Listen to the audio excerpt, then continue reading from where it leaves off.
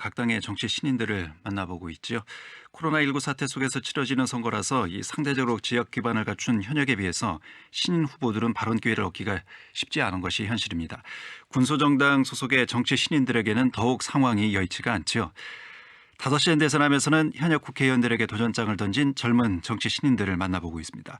오늘은 그 마지막 순서로 민중당의 대전 유성구갑 김선재 후보 만나보도록 하겠습니다. 어서 오십시오. 의원님. 네, 반갑습니다. 예. 대전 지역 최연소 후보자라는 이런 타이틀이 있습니다. 네, 맞습니다. 예. 저는 21대 국회의원 총선거 유성 갑선거구에 출마한 기호 8번 만 33세 대전 지역 최연소 후보입니다. 김선재입니다. 예. 선거운동 하시기가 쉽지만은 않으시죠? 네, 쉽지만은 않습니다. 이번에 첫 선거이고요. 네, 첫 선거인데 예. 어렵습니다. 아무래도 이제 이 정치 신인들은 인지도 면에서 현역들에 네. 비해서 많이 불리한 여러 가지 여건 속에서 선거 운동을 하기 때문에 힘들지 않을까 싶습니다. 네. 예, 방송을 청취하는 분들을 위해서 본인 소개를 좀 들었으면 하는 생각이 드는데 본인 네. 소개를 좀 해주실까요? 네, 저는 3가지 키워드로 저를 소개하고자 합니다. 예, 저는 유성이 키운 사람, 정의롭게 행동하는 청년, 그리고 미래를 개척할 새로운 정치인입니다. 20살에 카이스트 진학하면서 유성에 거주한 이후 16년째 유성에 살고 있습니다. 카이스트 졸업한 이후에도 원신흥동 주민자치위원 그리고 대전 민중당 대전광역시당 청년위원장을 맡으며 유성에서 세상을 배웠습니다. 또한 시대적 사안들을 외면하지 않고 행동에 나섰습니다. 광우병 위험 미국산 쇠고기 수입 반대, 반값 등록금 대학생 집회, 세월호 진상규명, 박근혜 전 대통령 탄핵 촉불 등 적극적으로 행동에 나섰습니다. 끝으로 미래를 개척할 새로운 정치인입니다. 현장에서 배우고 쌓은 실력을 바탕으로 참신하고 새로운 모습을 유권자분들께 보여드리겠습니다. 예. 그러니까 대학을 진학하면서 대전에 오시게 된 거죠? 그렇습니다. 그러면서 이제 학교 주변인 유성 지역에서 거주를 하신 거고요. 네, 그렇죠. 유성 지역을 선택한 이유도 그러면 어쨌든 이제 생활 기반이 유성이기 때문에 네, 그렇죠. 유성을 선택한 이유는 제가 지금 예. 살고 있기도 하지만 또한 청년들이 많기 때문에 이 지역을 선택했습니다. 유성 지역에 아무래도 대학들이 많이 있다 보니까요. 그렇죠. 그 20, 30대 청년들이 매우 비율이 높은 곳이 유성 갑 지역이고요. 예. 이분들께 직접 청년들의 이야기를 많이 듣고 그분들의 요구를 수용해서 정책화하자고 이렇게 생각해서 유성 갑으로 출마했습니다. 뭐 좀 어떻게 보면 이제 근본적인 질문이 될 수도 있습니다. 네. 예. 젊은 나이에 왜 정치를 시작하게 됐는지, 네. 예. 정치를 하려는 이유는 무엇인지, 예. 이런 부분에 대한 이 김선재 후보의 생각을 좀 들어야 하지 않을까 싶거든요. 네. 저는 청년 후보인 것을 강조하고 있습니다. 그 청년 후보를 강조한 이유는 바로 기성 정치의 가장 큰 희생 집단이 청년이고 또한 청년을 위한 정치가 펼쳐져야 대한민국의 미래가 있다고 생각하기 때문입니다. 예. 현재 대한민국은 불평등과 부의 세습으로 청년들이 살기가 어려운 미래가 어두운 나라가 됐습니다. 청년 100명 중 85명은 수저 계급론을 인용하면서 흑수저는 절대 금수저를 따라잡을 수 없다고 답하고 있습니다. 또 100명 중 75명은 기회가 되면 한국을 떠나고 싶어 합니다. 그 와중에 전 세계 유일의 출생률 0명대 나라가 됐습니다. 예. 이대로 두면 나라의 미래가 없다고 생각하고 더 이상 두고 볼 수가 없었기 때문에 용기를 내서 청년으로서 직접 정치에 뛰어들었습니다. 예. 방금 전에 이제 우리 사회에서 겪는 청년들의 여러 가지 문제점들을 말씀을 해주셨잖아요. 네네. 뭐 수저계급론, 맞습니다. 그리고 뭐 취업의 어려운 점, 뭐 이 기득권 특권층의 어쨌든 뭐 이 부와 또 이 학력의 세습 네네. 이런 부분에 대한 이제 문제점을 지적을 해주셨는데, 뭐 김선재 후보도 이제 청년이기 때문에 실질적으로 현실 속에서 그런 부분들을 스스로 느끼고 또 그런 아픔들을 겪었는지 그런 부분도 좀 궁금하거든요. 제가 느낀 청년의 아픔 예. 말씀하시는 거죠? 글쎄요, 사실 제가 직접 겪었기보다는 저와 함께하는 동료들 그리고 알지 못했던 이름 모르는 청년들의 이런 여러 가지 아픔과 죽음에 공감을 많이 했습니다. 끊임없는 경쟁으로 내몰리던 후배들이 있습니다. 예. 제가 카이스트 출신인데 기억나실 겁니다. 무한의 경쟁에 내몰리다가 스스로 극단적인 선택을 택한 후배들이 예. 생각이 났고 또 비정규직 노동자로 위험의 외주화 속에서 위험한 일을 하다가 비참하게 또 유명을 달리하신 청년 노동자분들도 많이 생각이 났습니다. 그분들의 삶에 공감을 하고 청년의 삶을 대변하고자 했습니다. 예. 그런 분들을 보면서 왜 이 사람들이 이런 어려움, 아픔을 겪는지에 대한 근본적인 질문을 던지게 됐고 그렇죠. 그걸 정치를 통해서 좀 해결해 보겠다. 예. 그런 신념으로 지금 정치에 입문했다. 뭐 이렇게 이해를 하면 네, 되겠습니까? 맞습니다. 예. 요즘 우리 정치에서 가장 이제 키워드라고 해야 될까요? 음. 뭐 청년과 여성. 그러니까 이 청년이 그만큼 이제 우리 사회에서는 사회적 약자로 인식되는 그런 사회 여러 가지 이제 제반적인 환경상 그렇게 네네. 돼 있는데요. 그래서 청년 정치가 필요하다라는 얘기를 많이 합니다. 그렇습니다. 김선재 후보가 생각하는 청년 정치는 뭘까요? 제가 생각하는 청년 정치는 단순하게는 청년을 위한 정치라는 것도 물론 있겠지만 예. 더 또 다른 의미가 있다고 생각합니다. 바로 대한민국의 미래를 위한 정치입니다. 지금 오늘의 청년은 내일의 장년, 중년, 노년이 됩니다. 10명 중 8명의 청년이 대한민국을 헬조선이라고 얘기하고 있습니다. 이 상황을 바꾸지 않는다면 후에는 장년 10명 중 8명이 나중에는 노년 10명 중 8명이 대한민국을 헬조선이라고 평가하게 될지도 모릅니다. 예. 그래서 청년 정치는 앞으로 대한민국의 운명을 결정지을 수 있는 현재 절실한 과제라고 그렇게 생각하고 있습니다. 예.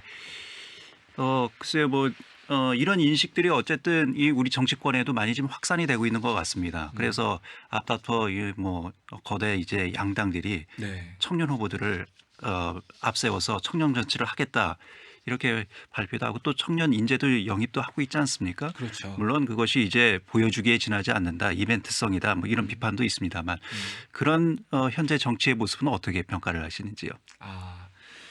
네, 상당히 안타깝게 생각하고 있습니다. 예. 기성 양당 정치 이런 양당에서는 청년들을 영입해서 청년 정치를 앞세우긴 했지만 사실은 액세서리 정치가 아니었나라고 생각하고 있습니다.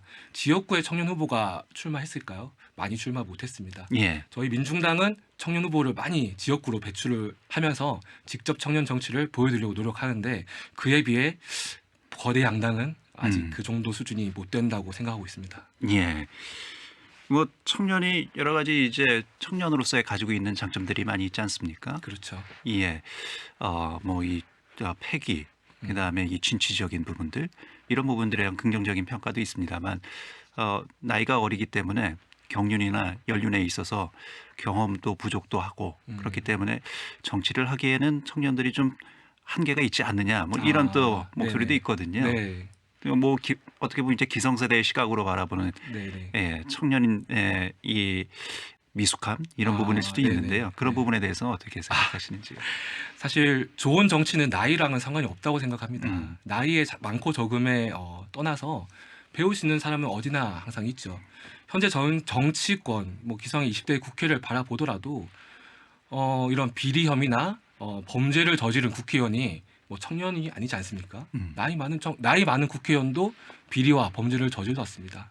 그에 비해서 오히려 청년은 더 깨끗하고 청렴한 또 갖추고 있을 수 있다고 생각을 합니다. 예. 저는 오히려 나이에 대한 문제라면은 청소년 국회의원도 꼭 필요하지 않는가 이렇게 생각을 하고 있습니다. 지금의 너무 편중된 50대 이상의 편중된 국회가 문제인 것이지 나이가 많고 적고가 문제가 아닙니다. 예. 그러니까 연령의 다양성을 확보를 통해서 다양한 세대의 목소리를 내기 위해서는 청년들이 필요하다. 그렇죠. 또 청년을 대변할 수 있는 세대는 바로 또 청년 스스로의 목소리를 내야 되는 청년들이니까. 맞습니다. 예. 그 300명의 국회의원 중에 20대 국회 기준으로 단 3명만이 청년 국회의원이었습니다. 청년 인구 비율이 35%에 달하는데 국회에선 딱 1% 밖에 되지 않는 불균형을 해소해야 됩니다. 예. 이번에 어쨌든 거대 양당이 청년들을 많이 공천하겠다라고는 얘기를 했습니다만 결과론적으로는 글쎄요. 그렇게 많은 또 청년들이 이번 선거에 나오지는 못하지 않았나. 그렇죠. 여러 가지 때 현실적인 이유가 있었겠습니다만. 네. 경선에서도 많이 탈락을 하셨고 예. 안타깝게 생각합니다. 예, 알겠습니다. 유성구 갑 아까 어쨌든 이제 학교도 이쪽에서 나왔기 때문에 네. 이쪽에서 출마를 했다라는 말씀도 있었습니다만 특별히 유성구 갑에 출마한 이유 그리고 또 유성구 갑은 어떤 문제점이 현안들이 있는지 이런 부분에 대한 얘기를 좀 드려야 될 것 같습니다. 네, 말씀드린 바와 같이 유성갑에 출마한 이유는 20, 30대가 많은 청년 밀집 지역이기 때문에 출마를 했습니다. 유성 가배 현황을 여쭤보셨는데 제가 생각하는 현안이 중요한 현안이 있습니다. 예. 하지만 기성의 이런 정치인들이나 뭐 이런 언론에서 잘 다뤄지지 않은 문제가 있습니다. 바로 유성갑 지역에 위치한 겸업형 성매매 집결지 문제입니다. 한국 사회 성매매 문제는 성착취가 가장 집약적으로 드러나는 문제입니다. 그럼에도 불구하고 많은 사람들이 쉬쉬하면서 이야기하기를 꺼려하고 있습니다. 한국 사회 왜곡된 성문화가 결국 최근 아시다시피 텔레그램 엠벙방이라는 끔찍한 문제까지 만들어냈습니다. 예. 누군가는 이 이야기를 해야 되는데 하지 않는 현실이 안타까웠고 제가 그런 불편한 얘기를 좀 꺼내려고 했습니다. 예. 지역 내 그런 시설이 있습니까? 네, 여성인권 지원 상담소에 조사한 바에 따르면 예. 현재 유성구 복명동 인근에 위치한 유흥업소가 2019년 6월 기준 94개, 단란주점 39개입니다. 활동가들이 직접 현장에 나가서 36개 업소에서 만난 여성이 113명인데 예. 만나지 못한 100여 개가 넘는 보도 사무실, 그 속에 위치한 뭐 여성분들까지 합치면 최소 수가 2배 이상 될 것으로 보고 있습니다. 더 이상 이 문제를 쉬쉬할 수 없다고 생각합니다. 한국 사회 성착취 구조를 해소하기 위해 우리 지역 성매매 문제 근절해야 합니다. 예.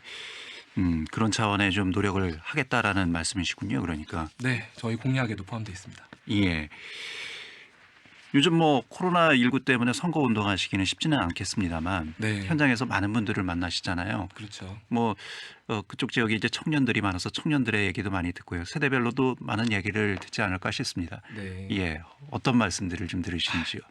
사실 뭐 많은 말씀을 듣는다기보다 예. 기존에 이렇게 50대 평균 나이 50대 이상의 이런 국회의원들 속에서 청년이 꼭 필요하다. 예. 젊은 국회의원 정치인이 꼭 국회에 갔으면 좋겠다 이런 격려 말씀을 많이 해주십니다. 시민들이 그런 말씀을 많이 해주시네요. 네, 맞습니다. 이런 문제는 꼭 해결해달라 이런 차원의 말씀은 없었습니까? 뭐 청년들이든 뭐 연세가 드신 분들이든. 글쎄요, 한국 사회 뭐 기득권과 불평등에 대한 얘기를 많이 들었습니다. 예. 그 국회의원 분들이 워낙 특권화돼 있다 이런 얘기를 많이 들었고 국회의원 특권 타파, 특권 폐지가 제 핵심적인 공약으로 그래서 주장하고 있습니다. 예. 본인이 가지고 있는 자신만의 경쟁력은 뭡니까?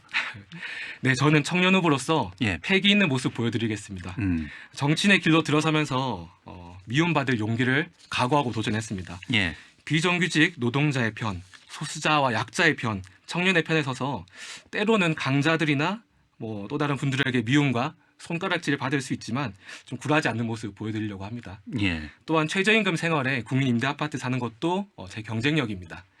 평균 재산 24억의 강남의 아파트를 가진 그런 기성 정치인들이 서민의 삶과 청년의 삶을 얼마나 알고 또 얼마나 공감하겠습니까? 마지막으로 지역에서 쌓은 실력이 있습니다. NGO 청년 활동가로 활동하면서 대전 구석구석을 누볐습니다. 위성시장 재개발 문제, 갑천 친수구역 조성 사업 문제, 원자력 연구원 방사성 물질 누출 문제, 월평공원 개발 문제, 하수처리장 이전 문제 등 현장에서 배우고 쌓은 실력을 바탕으로 이런 것을 제 경쟁력으로 삼겠습니다. 예. 임대 아파트에 살면서 빚 1,000만 원 있는 것이 나의 경쟁력이다. 네, 예, 이런 얘기를 인터뷰에서 한 매체와 인터뷰에서 네, 했다고 들었습니다. 맞습니다. 그게 왜 경쟁력이 됩니까? 네, 우리 사회에서 흔히 예. 정치인이라고 하면 떠올리는 이미지가 있습니다. 예. 50대 남성, 부유층, 고소득 전문직 등등의 이미지입니다. 이것은 실제 국회의원 자체가 기득권층으로 이루어져 있기 때문에 나타나는 현상입니다. 예. 제가 출마한 유성구 갑선거구에도 별반 다르지 않습니다. 알려진 바에 따르면 20대 국회의원 중 100명이 다주택자입니다. 71명은 강남의 아파트를 가지고 있습니다. 예. 국회의원 토지 소유량은 국민의 평균 내 15배에 이릅니다. 과연 이런 사람들이 특권을 포기할 수 있을까요? 부동산 정책을 제대로 할 수 있겠습니까? 서민들 생활을 이 사람들을 알겠습니까? 저의 경쟁력은 기성 정치인의 공식을 깨는 것이고 예. 저 스스로가 서민이기 때문에 누구보다 이웃의 아픔에 깊이 공감한다는 점입니다. 예. 기성정 씨가 못 보는 이 서민들의 아픔, 현실 이런 걸 대변할 수 있다 이런 말씀이시군요. 그렇습니다. 예. 우리 사회의 청년들이 가장 이제 관심 갖는 핵심 어젠다라고 해야 될까요? 네. 의제는 바로 이제 공정과 정의이지 음, 않을까 싶거든요. 이런 가치를 많이 그렇죠. 청년들이 느끼고 있고 그런 부분에 있어서 이 조국 전 법무장관과 음. 관련된 여러 가지 또 논란이 있었습니다만 네. 최근에 정의당 청년 후보 당직자들이 음. 조국 전 법무장관 임명을 찬성한 것과 관련해서 정의당이 음. 단호한 입장을 밝히지 못했다, 깊이 반성한다 이런 음. 예, 입장을 발표를 했거든요. 네, 그렇죠. 예, 이런 정의당 청년 그 후보들의 입장을 김선재 후보는 어떻게 보시는지요? 아, 사실 뭐 정의당 후보들의 이런 정견에 대해서 예. 왈가왈부하기는 쉽지 않다고 생각합니다. 다만 뭐 저는 저의 생각을 좀 얘기하고 싶은데요. 예, 조국 장관 임명 논란에서 저는 청년들 내부에서 벌어지고 있는 격차의 심화를 읽었다 이렇게 생각합니다.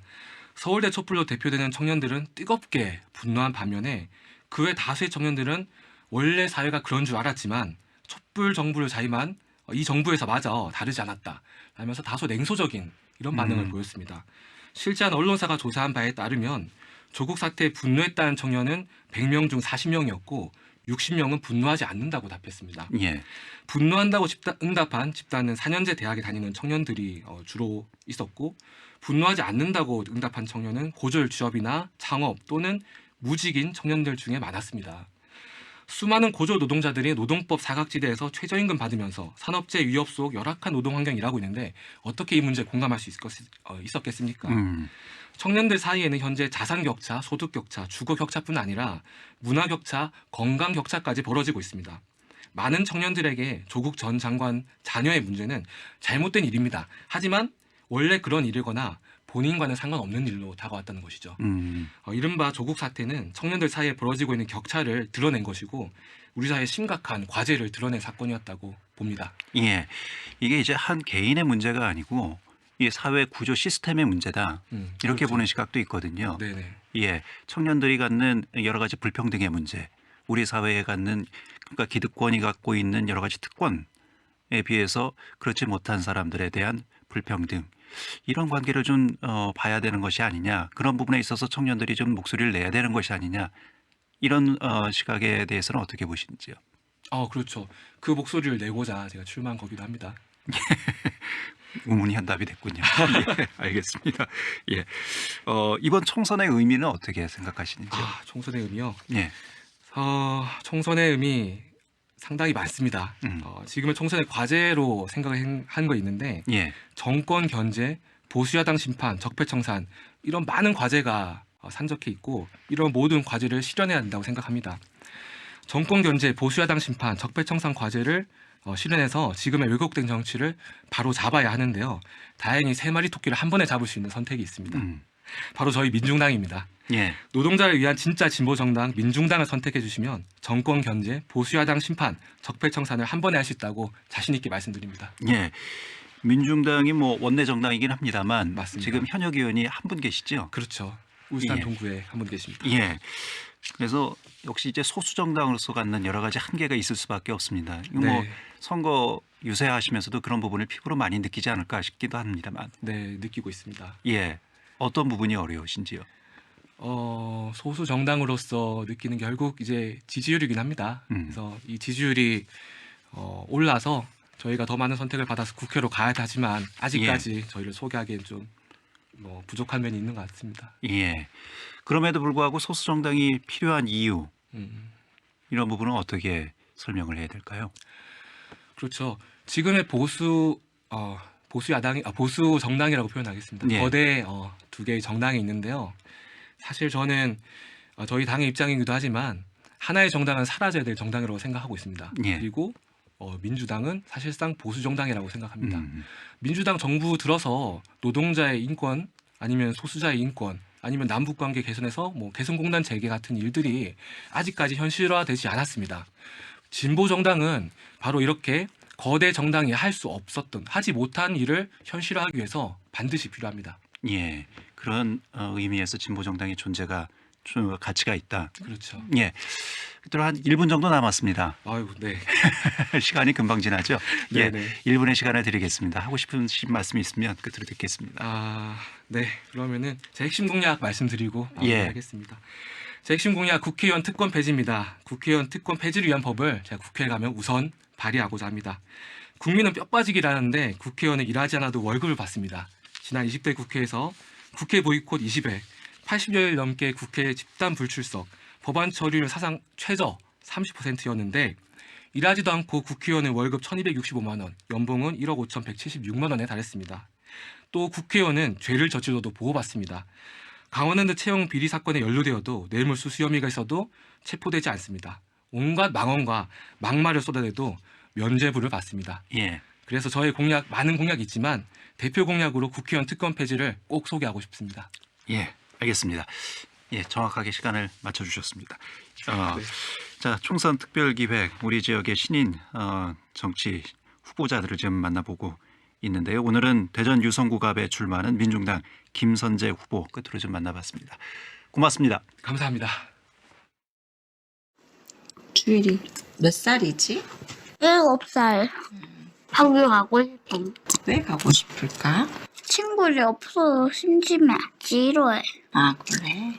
아직 선생님이 얼굴도 못 봤는데 보고 싶어? 응. 서주영 선생님. 선생님 보고 싶어요. 코로나 이제 다 끝나면 가보자. 응. 예, 소리를 통해 세상을 보는 오늘의 소리. 오늘은 김은경님께서